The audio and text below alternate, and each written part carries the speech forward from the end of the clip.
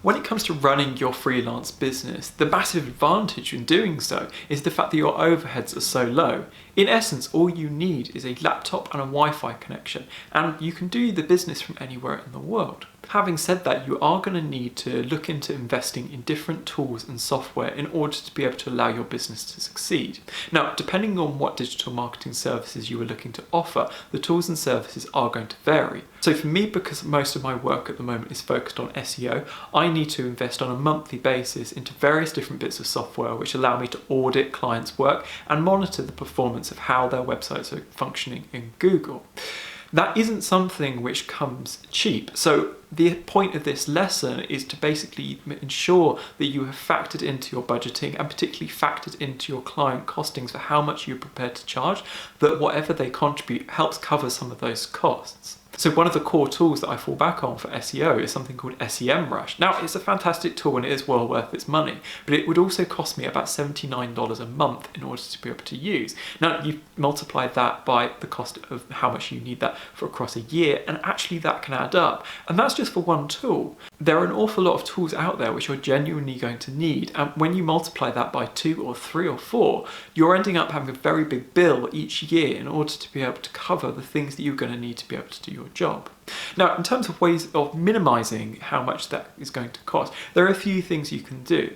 The first one, which takes a bit of effort, but is potentially to look at collaborating with a marketing agency. Now, marketing agencies themselves are a really useful type of client to be tapping into. More often than not, they don't have enough resource in order to be able to do the work that they have sold to their clients, so they will often be looking out for freelancers that they can take on for extra capacity.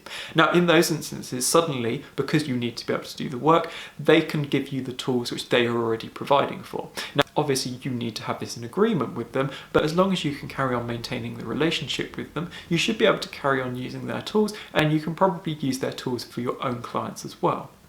The second way is literally just to collaborate with other freelancers. It depends on the terms of service which the piece of software offers, but essentially if you want to go half and half with another freelancer and both of you need the same type of software, then great, that halves your bill overnight. The other area which you can potentially use is kind of looking at tools on an ad hoc basis. Almost all tools, particularly on an SEO front, will offer some kind of free or trial demo, and normally that will give you full access to the suite of tools that they have available. Some will literally be a couple of days, some will be 30 days, and it's obviously dependent on if they need a credit card or if they need an email address. But one of the things which I have found myself doing is that if I really need a tool but don't subsequently have the funds to do it, is to actually go out and sign up for the free trial in order to be able to get whatever needs to get done. Ultimately, if your freelance business is more successful and it is something which you're going to need regularly, then great, that turns you into a paying customer. But if it's something which you just need in the short term, or even just want to try out, because there are a lot of different tools which do a lot of similar things, then that can be another way to go about doing it. At the end of the day, you are going to have to cover the costs for these things to do the job. Never approach a client and say, well, in order to be able to fulfill whatever it is you're asking, I'm going to need to buy X, Y, and Z. A client will just expect you to be able to do the job. To give you an example, you don't go to a gym and pay for the equipment on top of your membership. The membership covers those costs. So in the same way as a client, you're going to need to factor in the tools that you're going to need in order to be able to make that a job success. Factor that into your pricing, certainly, but never leave it as a separate line item and asking for them for a separate payment for it in order to be able to complete it. It does also have the advantage that you can then say to a client, particularly if they are looking at doing a digital marketing activity themselves, that you have access to a suite of tools and software which technically they are not paying for.